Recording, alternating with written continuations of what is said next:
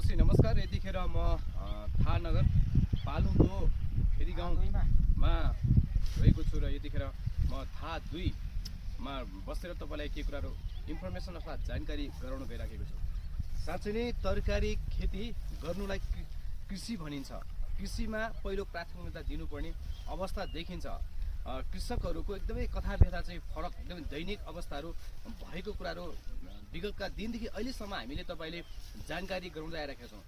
यसो भन्दै गर्दाखेरि कहिलेकाहीँ प्रकृतिले पानी पर्ने, कहिले झरीले गर्दा पनि तरकारी सबै बिग्रिने र भाउ नपाउने र एकैचोटि र उत्पादन भएको मालहरू बजारीकरण गर्दा पनि भाउ सस्तो हुने भनेपछि यसलाई कसरी बजारीकरण गर्दाखेरि चाहिँ यसले भाउ पाउँछ भन्ने कुरा पनि सोच्न हामी बाध्य छौँ।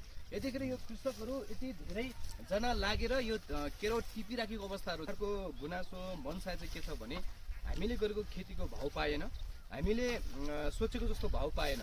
अहिले संसदमा विभिन्न प्रकारको शिक्षा, स्वास्थ्य, सञ्चार, बाटो घाटो कुराहरू उठेर टेबल ठटाएर जातिको कुराहरू निकाल्ने, भाषा कुरा निकाल्ने, कल कारखाना चाहियो, विकास परिवर्तन हुनु पर्यो भनेर ठुल्ठुलो स्वर संसदमा हुँदै गर्दाखेरि यो कृषिको एजेन्डा चाहिँ कसले उठाउने, कसले प्रतिनिधित्व गर्ने, कसले कृषि सम्बन्धी चाहिँ यहाँ बिउ बिजनका समस्याहरू छ, यहाँ यो समय यो तपाईँको यो मलहरूको समस्या छ, यो एजेन्डा यो समस्याको समाधान चाहिँ कसले गर्ने, यो चाहिँ एकदमै ठुलो कुरा रहेको छ। त्यसैले कृषि मन्त्रीले यो कुरालाई सम्बोधन हुने गरी अब यो बजारीकरण कसरी गर्ने, कसरी गर्यो भने चाहिँ यहाँको भाउ रेट दरहरू चाहिँ राख्न सकिन्छ अथवा यहाँको कृषकलाई अझै कृषि गर्ने प्रेरणा मिल्न सक्छ।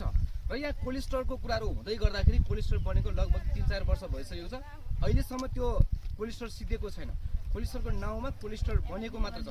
यदि कोलेस्ट्रल हुने ठाउँमा थाहा नगरमा यो एरिया बाई कोलेस्ट्रल बनाउन सक्ने हो भने हाम्रो यो सामानले भाउ नपाउँदै गर्दा कोलेस्ट्रल गरेर फेरि पनि यो माग भएको बेलामा निकालेर बेच्न सक्ने अवस्था भयो भने फेरि भाउ पनि हुन सक्ने सम्भावना धेरै छ। कृषकको यो पनि एउटा पनि आवाज उठिरहेको छ र कृषिको विषयमा उठान गर्ने मुद्दा उठाउने व्यक्तिको एकदमै जरुरी र खाँचो परेको कुराहरू हामी जानकारी गराउन चाहन्छौँ। उहाँले यो केराउ रोप्दै गर्दा अहिले यो केराउ जुन केराउ अहिले उहाँले टिपिरहनु भएको छ यसको मात्र अहिले 20 रुपियाँ भनिराख्नु भएको छ।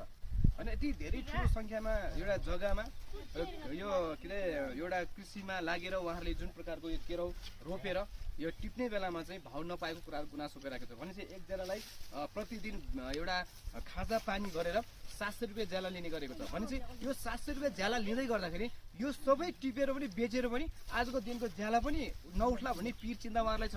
त्यो एकदमै छ। खाजा र खाना पानी सबै कुराहरू गर्दा घाटामै जाने अवस्थामा पनि कृषकहरू बाध्य भएर कृषि गरिराख्नु पर्छ।